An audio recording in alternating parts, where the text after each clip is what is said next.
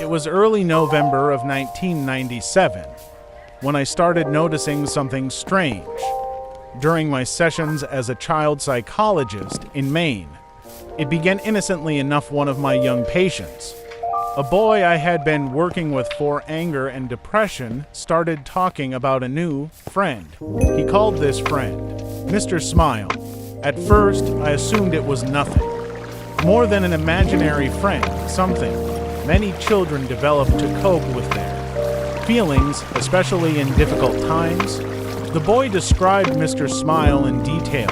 He was always smiling, he said, and when he was around, everything felt happy. It was as though all the anger and sadness disappeared in Mr. Smile's presence.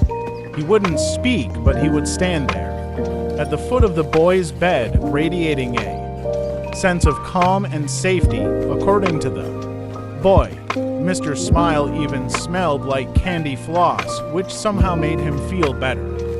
I thought little of it at the time, a coping mechanism, perhaps, or a way to process his emotions. But then another patient, a girl around 9, brought up Mr. Smile, and then a -1-year-old boy, then a 12-year-old boy. Soon, an 11-year-old girl mentioned him too. By the time, nearly 15 different children had mentioned this same Mr. Smile, all describing him in eerily similar ways. I began to feel a deep sense of unease. Coincidence wasn't enough to explain this anymore. The descriptions were always the same. They all said he stood at the foot of their beds, always smiling, making them feel happy and safe. None of the children had ever met one another. They were from different schools, different neighborhoods, and some were even homeschooled with little contact outside of their families. Still, their descriptions of Mr. Smile were disturbingly identical. I began asking the children more questions, probing for details, but they could never describe much about Mr. Smile's appearance beyond his ever-present grin.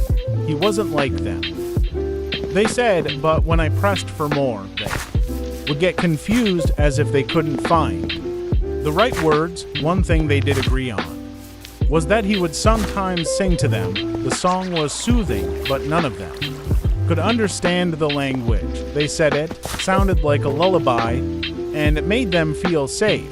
I spoke privately with each of the children's parents. I didn't want to alarm them unnecessarily, but I told them that something troubling had come up in my sessions and that I believed there was a potential risk to their child's safety. The parents, understandably concerned, gave me their permission to contact the authorities. They wanted to be kept informed, but they trusted me to figure out what was happening. The police got involved quickly. Over the next week, they interviewed the children, trying to piece together who or what this Mr. Smile could be. The kids were asked how Mr. Smile got into their homes, but none of them could explain it. They'd just wake up, and there he was, standing at the foot of their bed. Some of them mentioned that he would sing softly, though no one could make out the words. Finally, the police asked the children to draw Mr. Smile, hoping that perhaps a picture would provide more clarity. Each child picked up a red crayon and, to my surprise, colored the entire page red. No faces, no features, just a solid rectangle of crimson. When asked about it, they insisted they had drawn Mr. Smile, becoming defensive when told that their drawings didn't resemble a person at all. They were adamant that red block was Mr. Smile, and they had drawn him perfectly. Baffled, I decided to show one of the red drawings to each child without revealing who had drawn it. To my shock, every single one of them, without hesitation, identified the red rectangle as a picture of Mr. Smile. It was at that moment I realized something was deeply wrong.